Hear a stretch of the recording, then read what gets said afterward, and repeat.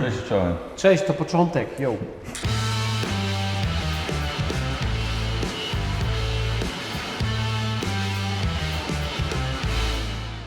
Słuchajcie, wiemy jak wyglądały przygotowania do Dakaru. Wszyscy to widzieliśmy, byliśmy u was w garażu, swoją drogą bardzo rozrywkowym.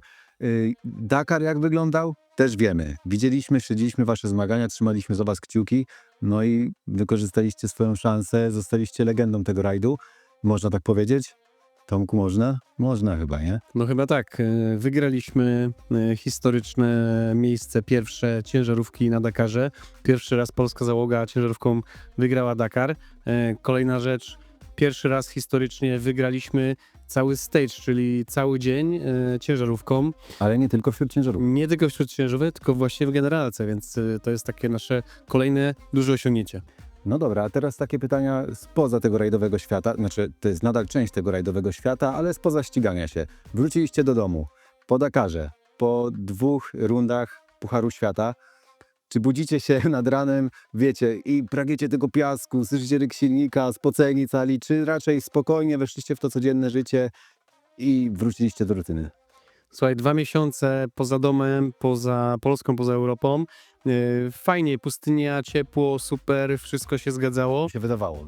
Ale już pod koniec tych naszych wojaży właśnie w Arabii Saudyjskiej, ja już miałem w głowie plan, jak wrócę do Europy, do Polski, do domu, to idę pierwsze co, to do lasu i tak też zrobiłem. Siedzę już 2 tygodnie w lesie, palę sobie ognisko, oczywiście mam do tego bezpieczne miejsce, wycinam sobie po prostu te zielone krzaki, te zielone liście, to wszystko jest po prostu przepięknie i nie mogę z tego lasu nadal wyjść, także myślę, że jeszcze z 2 tygodnie tam spędzę.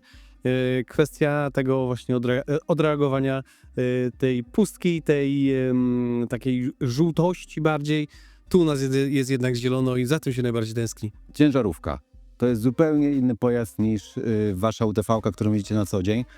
Jakie odczucia były wasze po powrocie i przesiadce się, znaczy nie powrocie, to była przesiadka tak naprawdę tam na miejscu, przesiadkę od razu z ciężarówki do UTV. Było trzeba się przestawić? Różnica jest kolosalna, tak jak wygląda ta ciężarówka. Przede wszystkim różnica masy, którą się czuje, 10 ton a tona.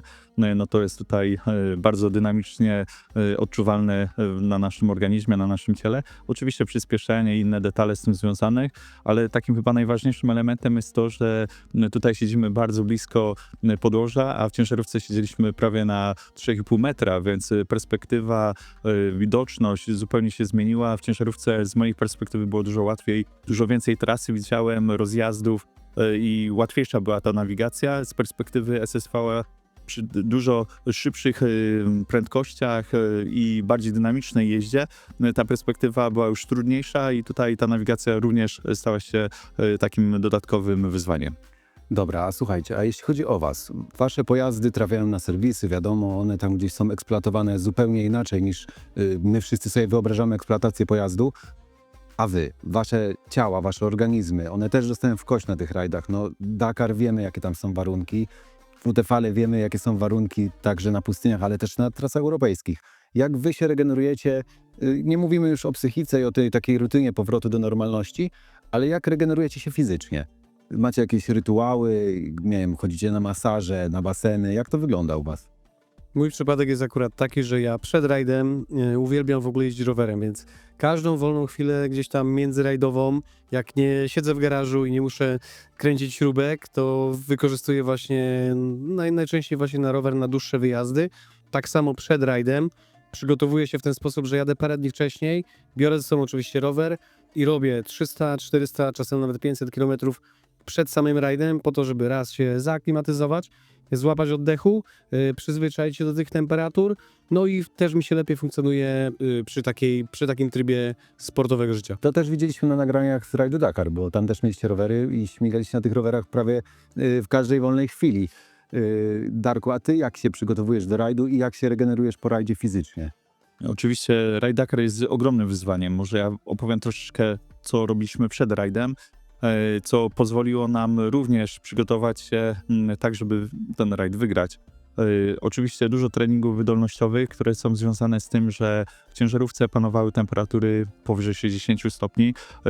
Od rana, kiedy startowaliśmy, temperatura na zewnątrz 5 stopni, po południu 30 parę stopni. więc ta amplituda też bardzo wysoka i bardzo duża. Więc każdy dzień wygląda identycznie, ta ilość snu, regeneracji się skraca. Im jesteśmy bardziej w czołówce, tym wcześniej też wstajemy i to przekłada się na tą jakość snu i na ilość snu.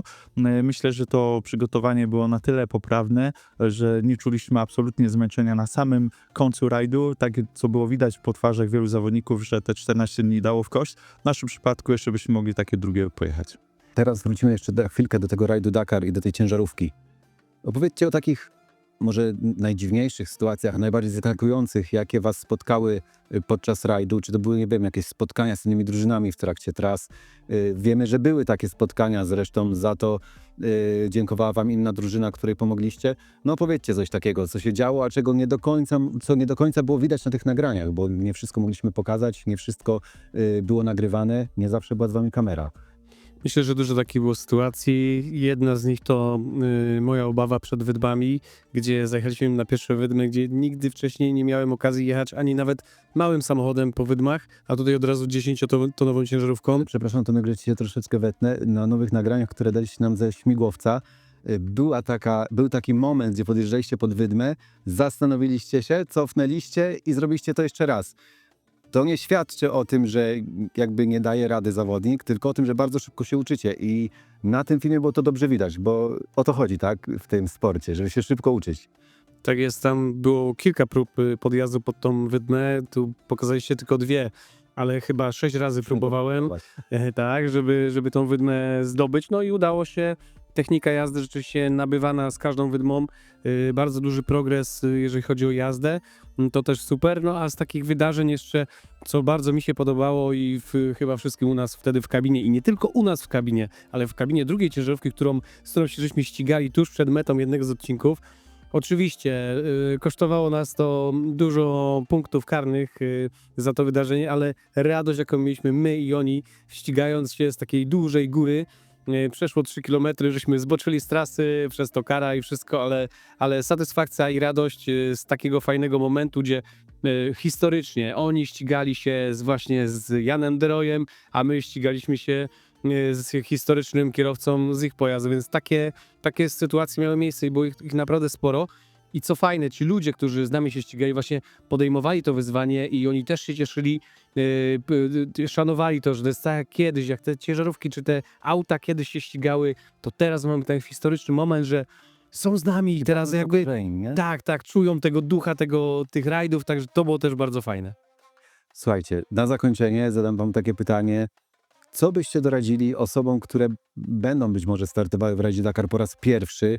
Można powiedzieć, że wy już macie to doświadczenie za sobą. Nie byliście pierwszy raz na Dakarze, ale pierwszy raz w takim jako kierowcy, jako pilot. Co byście doradzili osobom czy załogom, które się tam wybierają i jeszcze nie wiedzą, na co mają być gotowe? Czy da się w ogóle przygotować na te rzeczy, czy to trzeba totalnie spontanicznie, szybko nabywać umiejętności, wiedzy w trakcie rajdu? To ja powiem inaczej. Kiedyś jeden z zawodników dakarowych powiedział nam, mi Darkowi, że wy tam nie macie szans, wy nie wiecie o co chodzi, Dakar to jest zupełnie inny rajd. To ja powiem inaczej. Właśnie nie. Dakar jest rajdem dla wszystkich. Dakar jest rajdem dla ludzi, którzy chcą coś osiągnąć, chcą się zmierzyć z przeciwnościami losu. Codziennie Dakar uczy pokory, uczy tego, że jutro wstaniesz, znowu dostaniesz po gębie, ale masz iść dalej i marzyć o tym, że dojedziesz do mety. To jest pierwsze. A drugie jest to, żeby wygrać ten Dakar. Oczywiście każdy ma szansę. Każdy ma szansę do momentu, jak się nie poddaje. Jak się podda, no to niestety tych szans nie ma. Więc Dakar jest naprawdę rajdem, który bardzo dużo uczy. Głównie pokory i tego niestety trochę trzeba czasem tą głowę obniżyć niżej. Ale to nie znaczy, że jest źle. To znaczy właśnie, że jest dobrze. Im więcej tej pokory przyjmiesz, im więcej się nauczysz, tym łatwiej ci będzie później. Dlatego jak najbardziej wszystkim, którzy chcą wystartować w rajdzie Dakar, polecam serdecznie, życzę szczerze powodzenia i liczę na to, że będzie więcej Polaków w tych rajdach, szczególnie w Dakarze i będzie ich najwięcej na podium. I czy zobaczycie się w trasie? No bardzo chętnie. Bardzo chętnie byśmy zobaczyli kolejnych Polaków, czy to na trasach Dakar Classica, czy normalnego Dakaru, więc bardzo chętnie. To my wam jeszcze raz serdecznie gratulujemy, jesteśmy z was dumni. No i trzymamy kciuki za kolejne historyczne momenty. A my z tego miejsca chcieliśmy podziękować Tobie i reszcie zespołu, który przez te 14 dni przez każdy dzień zbierało i ustawiało materiały do publikacji, żeby nasi obserwujący mogli podejrzeć, co się działo na Dakarze, jak to wyglądało od kuchni. Wasz reporter, który był z nami, starał się przekazać te emocje, pokazać to wszystko, jak wygląda poza tych pięknych zdjęć, pięknych filmików, ale też ten brud, tą ciężką pracę mechaników, tych ludzi, którzy byli z nami. Było też grono przyjaciół z nami, które bardzo mocno się zaangażowało i bez nich nie wyobrażamy sobie żadnego rajdu. To są ludzie, których nie musimy o nic prosić, oni to robią wszystko dla nas z serca.